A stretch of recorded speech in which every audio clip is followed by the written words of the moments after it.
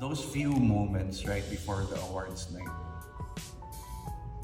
I was just in the car with my partner, and I really wanted to go home because I was shying away. I was repulsive by the thought ng noong una parang kinakabahan lang talaga ako. But it was then when I admitted to myself na I can't stay because I don't know how to take even just kahit yung nomination lang or mabanggit yung pangalan ko. I didn't know. I wasn't equipped enough to accept a recognition like that. Hindi ko alam. So doon nagsisink in na parang kaya ako gusto nang umuwi. Kasi ayaw kong pagdaanan to kasi sa lahat ng bagay like losing or failing or doing all those stuff or not being the one or being a second option, doon master ko na yun eh. Master ko na yung mindset doon eh. Master ko na kung paano tanggapin yun na hindi ako masasaktan. Like, doon ako sanay sa hindi na nanalo. Sanay ako hindi manalo. So ngayon na nanalo ako, I don't know how to take it. I don't know how my body doesn't know. And it takes siguro like, it's literally a decade of defense mechanism. It takes a lot para ibaba yun na sa workshop pa rin natutunan. It takes a lot para ibaba yun. Sabihin na, hindi, may nakakita sa'yo. May nakakita ng ginagawa mo. Tapos yun.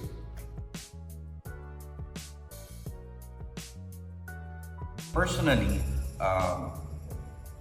in my personal life, I prepared through it by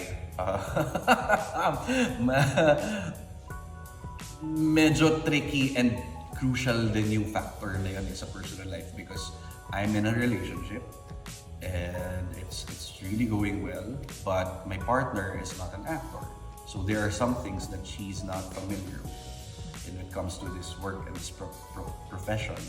And yun yung isa sa mga parang I knew at some point kapag hindi to na-deal with or hindi to na-address, it would get in the way.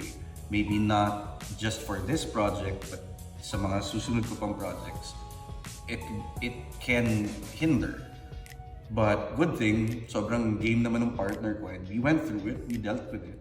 So it gave me room and space to focus on my craft. Kasi kung hindi, ang worry ko noon was I didn't want to have reluctancies and hindrances on set while working, thinking na parang baka magalit siya, baka hindi okay sa kanya to. Ang laking reassurance na rin na parang okay, do your work, I can do my work, hindi sila mawawala kahit tapos ko na gawin yung trabaho. Yun yung binake sure kong maramdaman. So then I focus on the craft. Yung craft naman, I prepared through it, number one, by debriefing. Dahil puno ng workshop si Ate Ana nandito. Nagsihit kami ng one-on-one. Because ang struggle nung time na yun was, I just concluded a run na I did a stage play. And it was a monologue. I did a monologue for stage play, yung TikTok. And that was a really fulfilling material. That was, nakakabuhay talaga ng pagkatao yun. Na parang, I had to debrief from that so much because even yun walang award, yun walang kahit ano yun. But the fulfillment of doing that monologue on stage with actual people watching and having that interaction and connection with the people there, it was overwhelming na rin for me. Kasi for the first time, doon ko na feel na parang everything I've been through, everything I studied, everything I worked hard for, aligned para magawa ko ng ganun yung trabaho ko. But after doing that, again, di nag-sink in na parang, uy, nagawa ko nga. Oo nga, na-ace ko nga. And I had... Ang sarap! Ang sarap! Ayaw mo bumitaw! Wala, ang hirap pakawalan kasi parang it was a very pivotal moment. Debrief kami ni Ate Ann para magkaroon for that. And then nung tapos na akong umiyak ng mga 10 minutes sa upuan, sa monoblock. Tsaka ako nag-start mag-prepare instrumentally for Tether. With na, the sub-personality. with the sub-personality. Yun nag-trigger nun. On the script, when I read it, hindi naman siya talaga new. Like, it's not, the scenes weren't something I haven't done before. But this time, I wanted to do it with more freedom. And yun yung pinaghandaan ko, na to be all out. Hindi lang sa pag-arte, na pagsunod na yes direct, but to really have insight and to absorb yung mismong material, to make it as real as possible. Which is hard to do sometimes in other productions because of the constraints, like technicals or depende man sa creative license yung project. But for this one, I really prepared, not just instrumentally para bumuka ako, but also para maging kahit yung utak ko, yung juices ko, maging open enough para maging game ako gawin kahit ano on the set. At hindi lang yung game na ego na parang I'm here, I can do anything. But also knowing specifically which tools to use for those specific scenes and specific moments. So yun din, like yun yung hinanap ko sa preparation na yun. Yung matumbok and ma-feel na parang ako nag-camping, tapos nag-checklist ako na parang, okay, nakita ko may eksena ng gano'n, nandiyan na ba yung flashlight? Okay, andito na. Nag-checklist ako sa mga dadaling ko sa camping, nandiyan yung tent, nandiyan na yung pangluto, nandiyan na yung and everything. So, para magawa yun, kinailangan kong ihanda yung self ko na pagdating ko sa camping, alam ko kung saan nakalagay yung mga gamit ko. Alam ko kung saan siya nakatago at kung kailan siya gagamitin. Hindi siya, itong scene na to, Ate Ana, kailangan ko ng ganito, ilalabas ko yan. Parang, hindi. Like, wala tayong hindi na pinagdaanan sa workshop. So, instrumentally wise and sa nasa spectrum na yan ang pinagdaanan natin ng lahat ng emosyon sa workshop. It's just a matter of being efficient and wise kung ano at kailan gagamitin yung mga tools na yun na natutunan. So that's what we prepped for.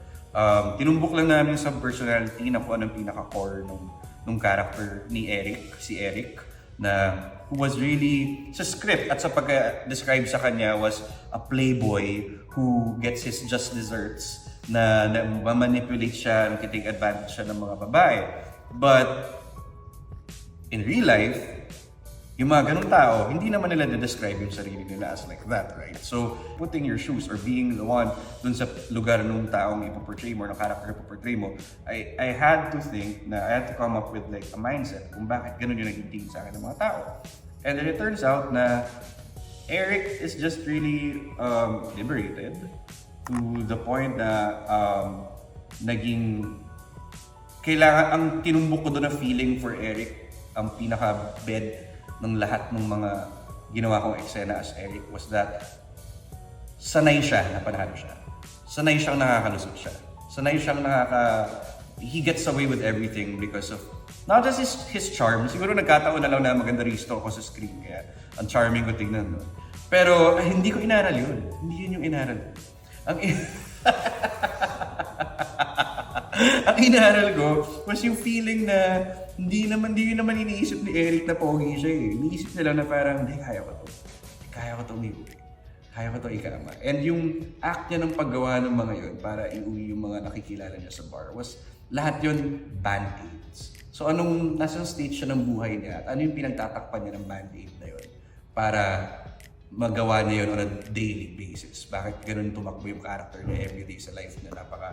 Ang loose niya sa best friend niya, na almost take advantage na niya, na binabaliwala niya kahit in love sa kanya yun, and then all that. Pero yun yung bed niya na parang he knows how to wing it with people. Para nung nabuo ko yun, pagdating sa arc, na kailangan ng baliin yun dahil bumaliktad na yung sitwasyon na parang this time, hindi na ikaw yung nanalo. Nakuha, binaling na lang na dahil naging solid yung foundation ng feeling ng kung anong constantly nararamdaman at nasa isip ni Eric. Nung time nung binali siya, when nag-shift yung control, na wala kay Eric yung pagiging laging nananalo, na siya yung hawak sa leeg. It felt as if it was like that. So, yun.